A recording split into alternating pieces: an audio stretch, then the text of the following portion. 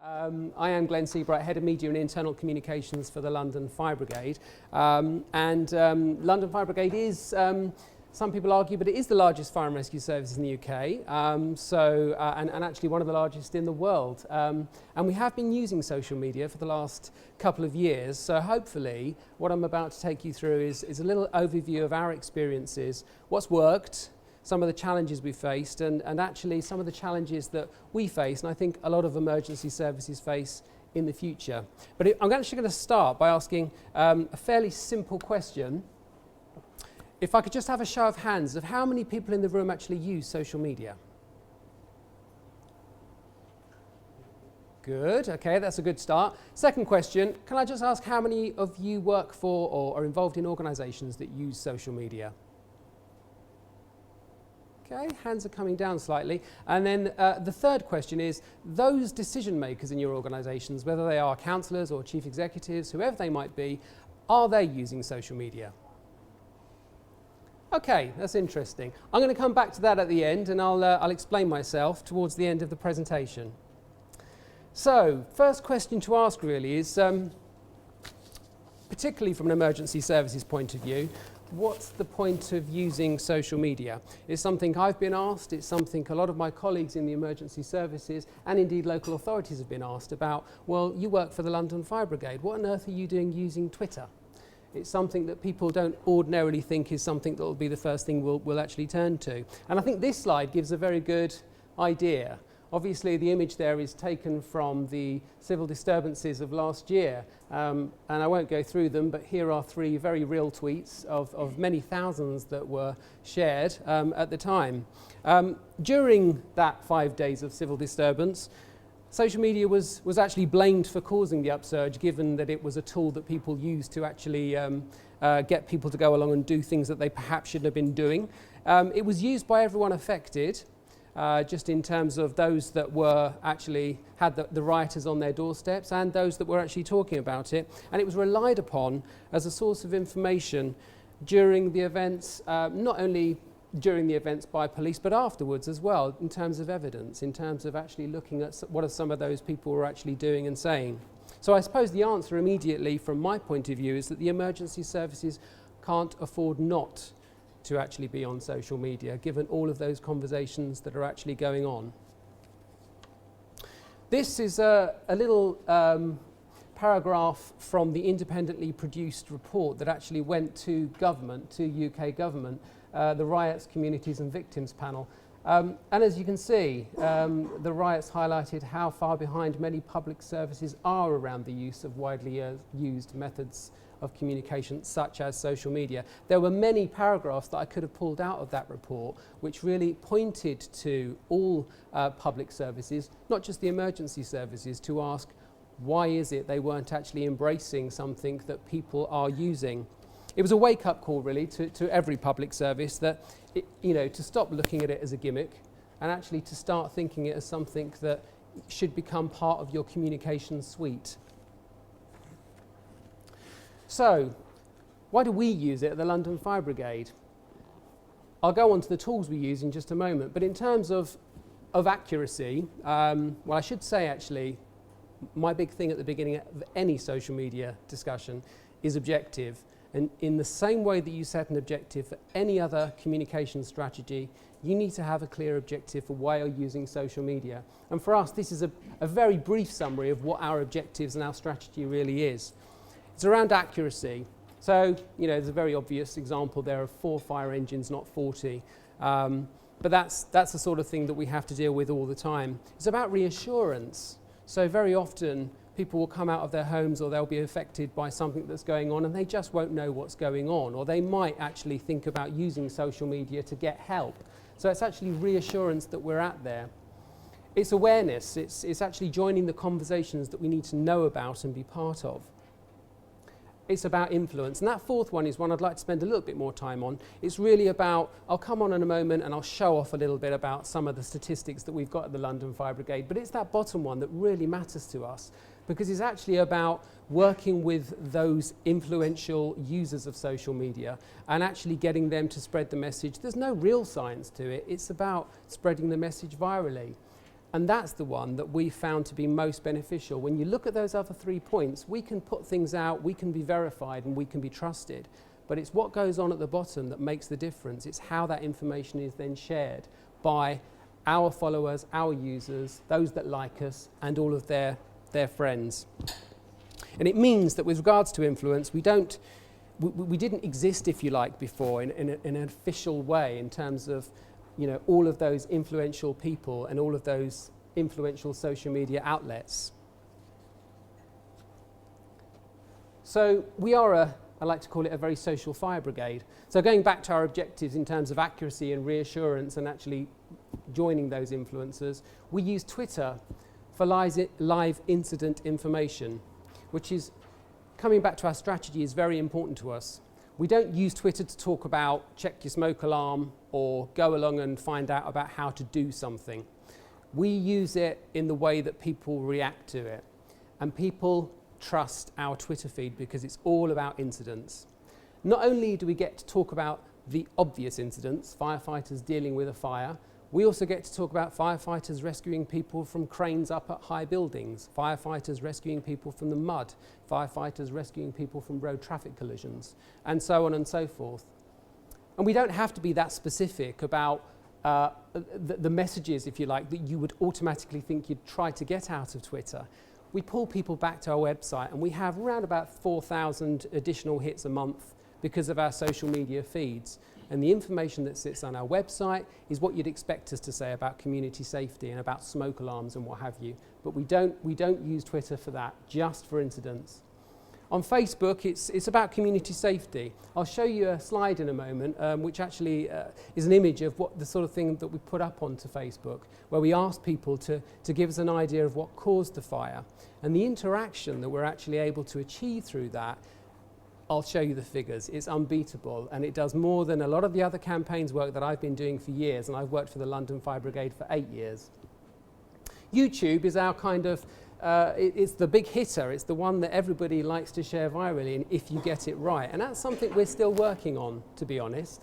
It's something that I'm interested to hear what other people here have to say. We've used it to do a sort of how-to in terms of things like, you know, if during the petrol crisis, if you're going to store petrol, and some of that guidance was a bit controversial, let's say, the fire service was there to say, well, if you've got that message, then here's how you can do it safely. So we had a firefighter show people how to safely store petrol.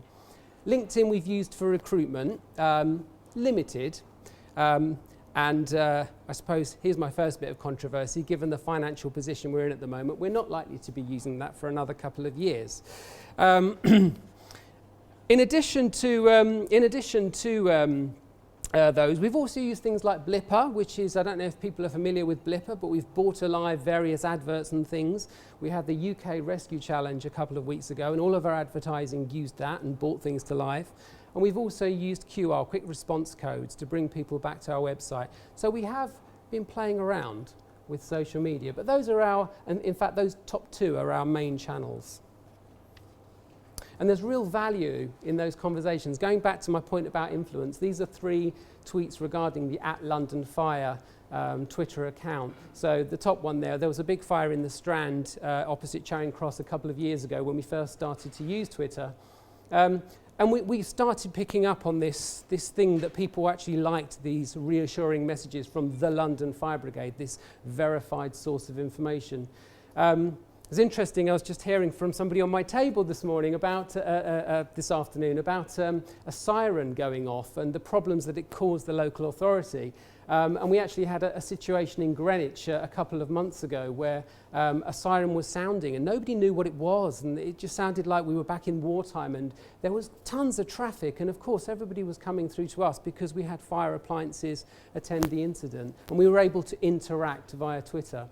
And this bottom one is actually from a journalist who apologised to us for not actually using the official @LondonFire Twitter name when talking about an incident. And media is something that's worked very well for us at the London Fire Brigade. Via our Twitter feed, most of our stories, especially through to radio broadcast, are taken directly from our Twitter feed. We've actually seen the number of calls coming through to the press office reduced down, particularly overnight, as a result of the stuff that we put out on social media. Couldn't resist, I'm sure lots of people are going to be talking about Sandy, and this was interesting, just looking at from another perspective, another fire and rescue service, the fire department in New York, and how they were using Twitter. It's interesting to see, and this is something I'll be coming on to a little bit later, about the challenges, actually advising people not to use Twitter and not to use social media, but to call 911. Also to going back to our objectives around accuracy and reassurance, that there are units on the scene at Coney Island Hospital, no reports of injuries at this time, and then going on to say that actually you can get reliable information from not only us, but also the Mayor's office, which is something that we do, and I think is something that a lot of emergency services are turning to. And just to give you some ideas there, the @FDNY Twitter feed has around 53,000 followers. In that 24-hour period, they increased by 11,000 followers. And we'll come on to the sort of way that people follow you in just a moment. One more slide here, just to give you an idea of how we crowdsource, how we advertise with our campaigns. So the photograph on the far end there is actually a fire that was taken during the Olympics. There was a pub that was used by people from New Zealand, and so became a hot topic because it was, you know, all about how the Olympics were going to be affected, and all of our friends from the other side of the world were going to be affected. And this image was actually sent in to us by somebody that was obviously over the other side of the road. We used it, and we communicated again that we were there, and we gave the reassurance around how we were dealing with the incident. This one at the top here is actually a campaign that we ran, which was basically called the RSPCA, Not a Firefighter. If you're, in this case, Bijan Fries gets caught in a gate. It was a very successful campaign, and that was sort of trailed all over the place, and we used QR for that. And then this bottom one is the image I was talking about earlier. On Facebook, we placed these photographs, and we asked people what caused the fire. Any ideas on what caused this fire? Nope. Well, we had about 160 people enter onto Facebook to give their ideas. It's actually a bit of a mean one because it is clearly a kitchen, and it was a candle that had been left on the top of a microwave that caused that fire. But the interaction that you get, and I'll come on to impressions in just a moment, is pretty amazing. And here we are, sort of reach and engagement. So just to give you an idea, on Bonfire Night last year, we had a sort of a Twitterthon for the evening, which went really well. We basically tweeted incidents that were coming in. We have access directly to the system of incidents as they come in, and exercising the same sort of control and measure that you would with any other information you release as a press office. We spent the evening tweeting about incidents, and this was sort of at the earlier part of our Twitter feed, and we increased 2,362 followers in 24 hours. Again, I'll keep coming back to the fact that that's a nice figure, but it's the engagement that we've got with those extra 2,362 people that matters to us, and it's what they're doing, and it's the fact that they're staying with us and not disappearing. And again, in a 24-hour period, we were going up by sort of 3,000 or so followers during the civil disturbances. And that was a real test for us in terms of using social media, I'm sure in the same way that it was for everybody else affected during that week back in August last year. And to give you an idea of impressions in terms of the numbers of people that like us, click on us, forward us, share us, etc., the impressions are amazing. So for a single post, and this post I believe does relate to that image that I showed you of the kitchen fire just now, 25,000 impressions, 350,000 impressions in a month. You know, we're getting into figures of how our information's being shared that we didn't think we would when we started using social media. So coming back to the point of this presentation, really, having shown off a little bit, the considerations for embedding social media. Let's start with the impact on other agencies. So we've had some interesting discussions with lots of different organisations that we work with. We work with the police, we work with the London Ambulance Service, we work with Transport for London, and we work with all 33 boroughs that come under London councils. So it can be a political minefield, and very, very interesting. And for the fire service to start putting out tweets to say that we've got 3 fire engines at such and such, can set alarm bells off in some people's minds. Why are you doing that, and how are you managing that information? Indeed, with someone like, with an agency such as Transport for London, their job is to keep London moving and to give reassurance that things are actually on track. If we start tweeting about 4 fire engines at Holborn Tube Station, there's potentially a conflict there. And actually, how you work with those agencies is critical in bringing them on your journey and explaining that the one thing that we can't do is say that we're not there. So when we turn up, we do turn up with 3 or 4 or 5 big fire engines, and more often than not, if it's that big, the Sky helicopter's there within about 2 minutes of us getting there. And there's no way of actually saying that we're not there. There's no point in saying that we're not there. So we've had to work really closely with those agencies to explain that we are going to continue to do it. And it doesn't always go as smoothly as we'd like. Access and awareness of our workforce is a huge one. This is something, again, I was talking about on the table here just before I started. When we began using social media, firefighters on fire stations didn't have access to, well, they didn't sometimes have access to a computer, but they certainly didn't have access to the internet. People aren't using, still today, mobile working.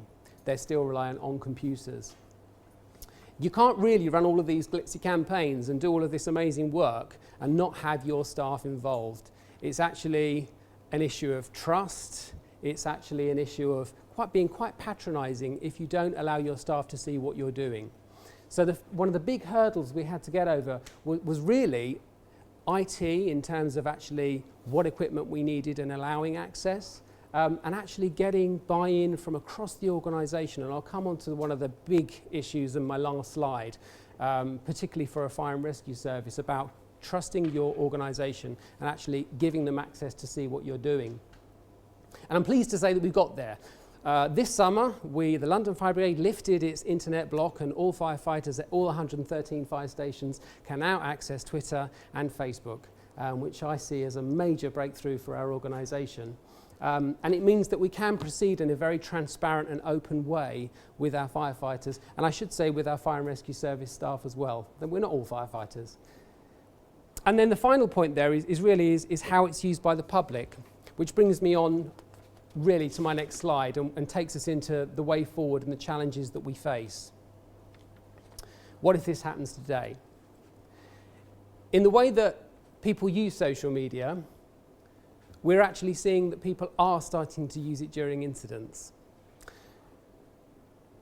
There was I don't know if you recall, but there was an incident up in Manchester. It was actually an explosion, and a young girl tweeted that she had photographs. Within seconds, she was being inundated with the media wanting to interview her, to take a first eyewitness account of exactly what was going on. And she was actually all over the place. And before she knew what was happening, she'd actually lost control of putting a fairly innocent tweet up on Twitter, and finding it had really spiraled out of control. But not only that, if people are starting to use social media, we saw that tweet from the fire department in New York saying, "Don't tweet, call 911." And at the moment, that's what the London Fire Brigade and I would say most emergency services would advocate to do. But should we be thinking along the same lines that everybody else is thinking, that if this is a platform that people are using, and right at the very beginning we heard that this is something that the public are using and a lot of public services are having to catch up with, should we be doing the one thing that we're all terrified of talking about, which is actually thinking about using social media to deal with some of those issues? Which is a bit controversial, but rather than just knocking it on the head and saying no because we haven't got the resources to cope, it might not seem realistic now, but as things go forward, is that something we really need to consider? Whoops. Thinking about resources, this is another really big one in terms of we absorbed the extra work. We might be the biggest fire and rescue service in the country, and we often, I work with lots of colleagues from around the country, and I can feel their pain in terms of the communications resource that they have to manage what they do. But we didn't get any extra money or any extra people to actually carry out this work, and it's a huge resource. We do have press officers that are on a 24-hour rota. They've had to do this work. So as well as dealing with incidents, if there's a big fire over in Romford and it's, I don't know, a warehouse fire and they're going to be dealing with it for the next 4 hours, they're also now dealing with the social media impact for the next 4 hours. And that's something that I think every single organisation, every single social media meeting of any kind that I go to, resources is always the big thing that people struggle with. We have been able, if you like, to demonstrate value for money. We are facing budget savings. At the moment, we don't know what our budget's going to be until the end of this year, but we are planning for some really hefty cuts. In terms of communications, being selfish here just for a moment, it's actually something else that we're able to show we do at value for money, and we're broadening our remit. And something, again, that I heard just a little while ago, just in terms of music to my ears, because people do look at social media as this phenomenon that's come in and we've got to change the world to deal with it. And actually, it's part of a suite of communications. Just because social media is here, it doesn't mean that traditional press activity drops off and disappears and nobody focuses on it. It doesn't mean our internal communications aren't very, very important. And it doesn't mean that our actual standard website, our hub, if you like, isn't still really crucial to keep updated, because as I've illustrated this afternoon, we pull people back from our social media streams to our hub, to the London Fire Brigade website, and we are seeing figures showing that number of visitors each month going up every month. And we can place so much information, and we can keep keep people and measure how they're visiting us via our website. But really, in terms of resources, I haven't got all the answers to this one, and I'll be interested to hear what other people have to say, because whenever a press officer says, I've got something else to do, the answer is yes, if you want to carry on working here. We have something called an integrated risk management plan, which all fire and rescue services have to produce. Ours is called the London Safety Plan. Oops, we're on to our fifth, and our fifth London Safety Plan will actually include a whole section on Inform, focusing on how we will work with social media and develop social media. And that little idea I was bouncing around about thinking about how people contact the emergency services will undoubtedly form a part of that work. And it's actually part of our commitment to inform and reach all of our stakeholders. Media, it's been hugely successful. In terms of contacts with journalists, it's been great. But there are so many other areas that we could actually work in. So this is my last slide for now, and I'm obviously happy to take questions and then have a little debate. But it really looks at the biggest challenges that I think we face, and we have faced, I should say, past tense as well. Educating from the top. So one of the first things that we did in 2010 when we said we were going to have this thing called Twitter and start talking about incidents was to make sure that our chief fire officer, our deputy commissioner, our assistant commissioners were not only aware of it, but were on board with it, understood the benefits, and were actually using it, which was a really big task in terms of getting people to actually play, if you like, with social media. And I should say, educating from the top, but also really taking on board the views of your organisation. So all of that feedback from station-based staff saying, well, there's not much point in me showing much interest because I can't access it, was really useful, because it helped me pressure the powers that be above to actually get them access. Leadership with other agencies. Again, I sort of refer to my earlier point around the organisations that we have to work with, but it is actually being quite bold and quite challenging. And when people normally, or would have in the past, said to the London Fire Brigade, are you sure you want to do that? You're supposed to be a responsible emergency service. You're supposed to be there to protect us and look after reputations, not expose things. So there was a certain amount of work that has been done and should continue to be done. And I, again, think that's a big challenge for thinking about emergency services, how we need to actually move things forward. Relaxing. This should really have been my last point, because this is the hardest one. It's really hard for a service that's based on command and control. In terms of an emergency service, it's all about how I get told what to do from here to here. And this is actually the complete opposite. This is saying we're going to really relax the rules around social media. We're going to treat you like professional adults. We're going to give you access to this stuff, and we're going to keep our fingers crossed that people use it properly, because actually, regardless of what we do, social media doesn't have the same confines that we're used to working with. So it's a case of embracing it and actually bringing our organisation on board. And anticipating the future. I've talked about some of the things that we might not necessarily have ever considered before, but the way that social media is developing, I can't remember the stats, but if you look at how TV developed and how some of the other media have developed, the period of time that it developed and the way that people actually absorbed it was so much easier to keep up with. With social media, there has been a slight panic. I've been in meetings and I've worked with people that have felt like they needed to catch up really, really quickly. It is really, really changing, and we need to change with it. So actually thinking, future-proofing the way that you work is really, really important. And I think that might well be my last slide. Because, I think I did actually take out the really controversial ones. But now I wish I'd have left them in. Okay, so would you like me to stay here or go down there?